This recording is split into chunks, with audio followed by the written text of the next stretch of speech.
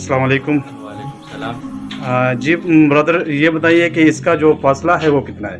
भाई 1200 फुट फासला है। 1200 फुट फासला है। और इसका टाइम कितना लगता है? इसका 20 सेकंड लगते हैं। 20 सेकंड एक तरफ से। अच्छा, तो ये इसका इंजन कौन सा लगा हुआ है इधर? ये डॉटसन का इंजन है 3L। शुक्रिया जी।